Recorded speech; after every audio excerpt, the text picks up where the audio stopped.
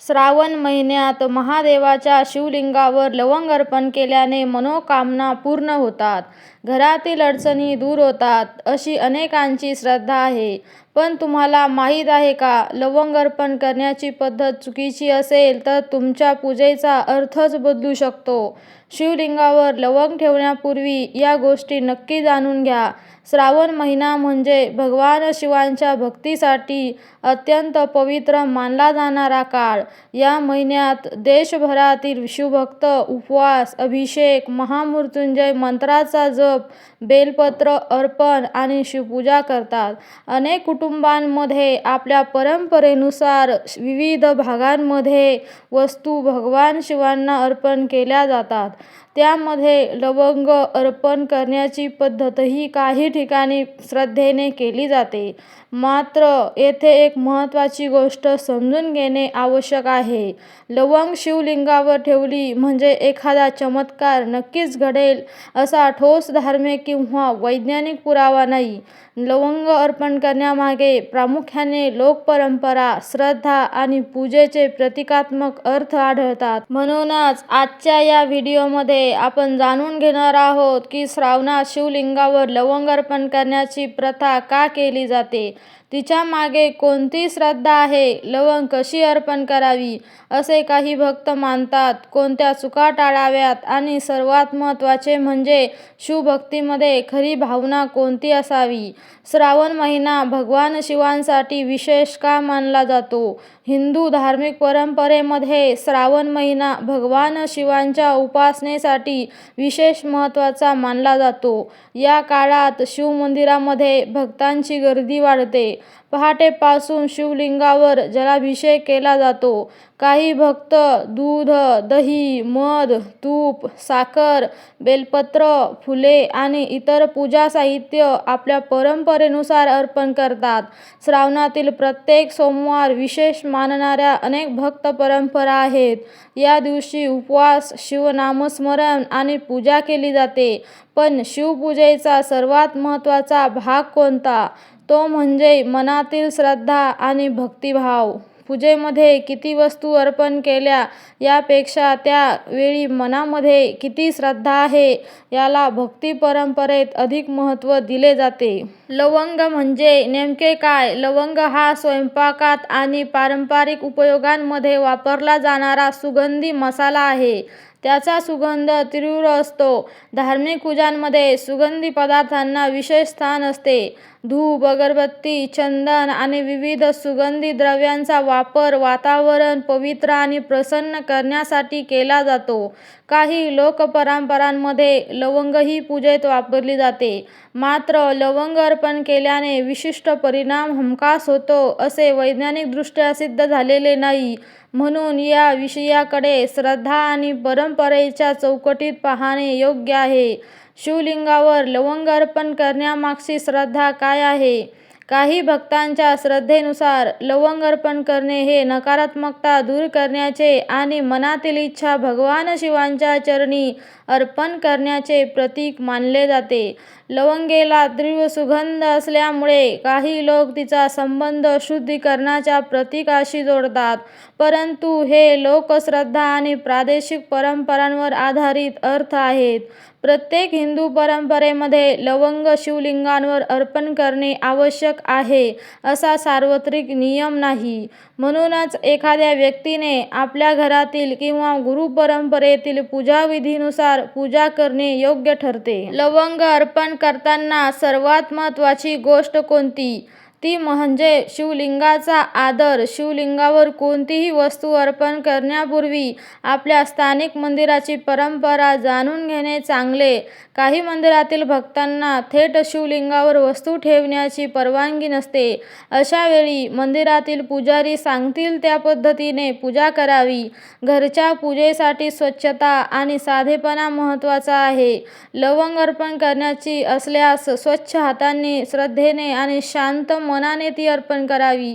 लवंग किती अर्पण करावी याबाबत सर्वांसाठी लागू होईल असा एकच सार्वत्रिक शास्त्रीय नियम नाही. काही लोक विशिष्ट संख्येने लवंगा अर्पण करतात, तर काही जण एकत्र लवंग प्रतिकात्मक स्वरूपात अर्पण करतात. म्हणून फक्त एवढ्याचा लवंगा ठेवल्या तरच महादेव प्रसन्न होतात असे निश्चितपणे सांगणे योग्य नाही. शिवभक्तीमध्ये संख्या करण्यापेक्षा श्रद्धेला महत्त्व आहे.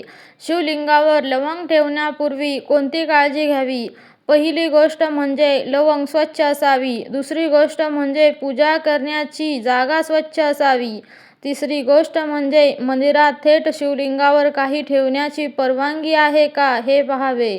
चौथी आणि महत्त्वाची गोष्ट म्हणजे पूजेत अंधश्रद्धा निर्माण करणारे दावे टाळावेत. उदाहरणार्थ, लवंग ठेवली की दुसऱ्याच दिवशी पैसा मिळेल किंवा लवंग चुकीची ठेवली तर अनर्थ होईल असे निश्चित दावे करण्यासाठी ठोस आधार नाही. श्रद्धेला भीतीची जोड देण्यापेक्षा भक्ती, सकारात्मकता आणि सदाचाराचा संदेश देणे अधिक योग्य आहे. शिवलिंगावर लवंग ठेवली की मनोकामना पूर्ण होते का हा प्रश्न अनेक भक्त विचारतात. याचे उत्तर असे आहे की मनोकामना पूर्ण होण्याची हमी देणारा कोणताही वैज्ञानिक पुरावा उपलब्ध नाही. धार्मिक श्रद्धेनुसार भक्त भगवान शिवांकडे आपली इच्छा व्यक्त करतो आणि त्या इच्छेची पूर्तता त्यांच्या कृपेवर सोपवतो. म्हणून लवंग ही मनोकामना पूर्ण करणारी जादुई वस्तू आहे असे न मानता ती भक्तीचे एक प्रतीक म्हणून पाहणे योग्य आहे. शिवभक्तीचा अर्थ फक्त इच्छा मागणे नाही. आपल्या जीवनात सत्य, संयम, करुणा, प्रामाणिकपणा आणि चांगले कर्म आणणे ही देखील शिवभक्तीचीच एक सुंदर दिशा आहे. श्रावणात शिवपूजेसोबत काय करावे? श्रावणात शिवपूजा करताना आपल्या श्रद्धेनुसार जलाभिषेक करता येतो. बेलपत्र अर्पण करण्याची परंपरा अनेक भक्तांमध्ये आहे. ओम नमः शिवाय या पंचाक्षरी मंत्राचा जप करता येतो. शिवमहिमा स्तोत्र, रुद्राक्ष, ध्याय किंवा आपल्या परंपरेतील शिवस्तोत्राचे पठण करता येते. यासोबत गरजू व्यक्तीला अन्न देणे, प्राण्यांना पाणी देणे, वृद्धांचा आदर करणे आणि गरजू मदत करणे हेही अत्यंत सुंदर धार्मिक आचरण आहे. कारण पूजा संपल्यानंतर आपल्या वागण्यात चांगला बदल झाला तर त्या पूजेचा खरा अर्थ अधिक सुंदर होतो. कोणत्या चुका टाळाव्यात? श्रावणात शिवपूजा करताना काही साध्या गोष्टी लक्षात ठेवा. पहिली चूक, फक्त चमत्काराच्या अपेक्षेने पूजा करणे. शिवभक्ती ही व्यवहारातील चांगुलपणाशी जोडलेली असावी. दुसरी चूक, इतरांच्या श्रद्धेची खिल्ली उडवणे. भक्त मंडळी, एखादी व्यक्ती लवंग अर्पण करत असेल तर तिच्या श्रद्धेचा आदर करावा. तिसरी चूक, मंदिरातील नियमांकडे दुर्लक्ष करणे. मंदिरातील पुजारी किंवा व्यवस्थापनाने काही वस्तू शिवलिंगावर ठेवण्यास मनाई केली असल्यास ती सूचना पाळावी. चौथी चूक, सोशल मीडियावरील प्रत्येक उपाय सत्य मानणे. आज इंटरनेटवर अनेक धार्मिक उपाय सांगितले जातात. त्यातील प्रत्येक गोष्ट प्राचीन शास्त्रात सांगितलेली असेलच असे नाही. म्हणून धार्मिक माहिती सांगताना लोकमान्यतेनुसार, काही परंपरांमध्ये किंवा श्रद्धेनुसार असा योग्य संदर्भ देणे महत्त्वाचे आहे. महादेवांना सर्वात प्रिय काय? शिवभक्तीमध्ये सर्वात सुंदर गोष्ट म्हणजे साधेपणा. भगवान शिवांना भोलेनाथ म्हटले जाते. भक्ती परंपरेत त्यांची पूजा साध्या पद्धतीने करण्याची परंपरा आहे. म्हणून पूजेसाठी महागड्या वस्तूंची गरज आहे असा गैरसमज करून घेऊ नका. स्वच्छ पाणी, बेलपत्र, भक्तिभाव आणि ओम नमः शिवायचा जप या साध्या गोष्टींमधूनही भक्त आपली श्रद्धा व्यक्त करतो. याहून महत्त्वाचे म्हणजे आपल्या मनातील अहंकार, राग, द्वेष आणि वाईट विचार कमी करतात. लवंग अर्पण करण्यामागे प्रतिकात्मक अर्थ कसा पाहता येईल? लवंग सुगंधी आहे, त्यामुळे काही भक्त तिच्याकडे मनातील नकारात्मकता दूर करून वातावरण प्रसन्न करण्याच्या प्रतीकामध्ये पाहतात. पण या प्रतिकात्मक अर्थाला वैज्ञानिक परिणाम समजणे योग्य नाही. पूजेतील अनेक वस्तूंचा उपयोग धार्मिक प्रतीक म्हणून केला जातो. त्यामुळे लवंग अर्पण करताना मनात अशी भावना ठेवता येते, हे महादेव, माझ्या मनात मनातील नकारात्मक विचार दूर होऊ देत. मला चांगले विचार, संयम आणि योग्य मार्गावर चालण्याची शक्ती मिळू दे. ही भावना पूजेला अधिक अर्थपूर्ण बनवते. श्रावणात शिवपूजा करताना मनोकामना कशी व्यक्त करावी? शिवलिंगासमोर शांतपणे बसा. काही क्षण डोळे मिटा. ओम नमः शिवायचा जप करा. त्यानंतर आपल्या मनातील इच्छा भगवान शिवांच्या चरणी अर्पण करा.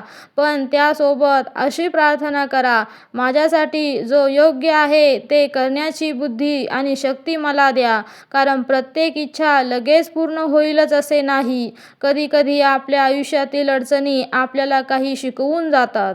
म्हणून भक्तीचा अर्थ मला हे द्या एवढाच नसून संकट आले तरी सहन करण्याची शक्ती द्या अशी प्रार्थनाही असू शकते. शिवपूजा आणि चांगले कर्म. समजा एखाद्या व्यक्तीने श्रावणात दर सोमवारी शिवलिंगावर लवंग, बेलपत्र आणि फुले अर्पण केली, पण त्याच वेळी ती व्यक्ती इतरांशी वाईट वागत असेल, गरजू व्यक्तीला मदत करण्यास नकार देत असेल किंवा खोटे बोलत असेल, तर केवळ पूजेच्या वस्तूंनी तिच्या जीवनात अपेक्षित परिवर्तन घडेलच असे नाही. म्हणून शिवभक्तीचा खरा संदेश आपल्या कृतीत दिसायला हवा. गरजू व्यक्तीला अन्न द्या, एखाद्या तहानलेल्या व्यक्तीला पाणी द्या, वृद्धांचा आदर करा, आईवडिलांची सेवा करा, प्राण्यांबद्दल दया ठेवा आणि सर्वात महत्त्वाचे, आपल्या मनात करुणा ठेवा. हीच भक्ती जीवनात उतरण्याची सुंदर पद्धत आहे. सावधान हा शब्द का वापरला आहे? या व्हिडिओच्या शीर्षकात सावधान म्हटले आहे कारण कोणत्याही धार्मिक उपायांकडे अंधपणे पाहू नये. लवंग अर्पण करणे ही काही भक्ताची श्रद्धा किंवा परंपरा असू शकते. पण लवंग ठेवली नाही तर महादेव रागवतील किंवा चुकीच्या पद्धतीने लवंग ठेवल्याने अनर्थ होईल अशी भीती निर्माण करणे योग्य नाही. भगवान शिवांविषयीची भक्ती भीतीवर नव्हे तर श्रद्धा, प्रेम आणि सदाचारावर आधारित असावी.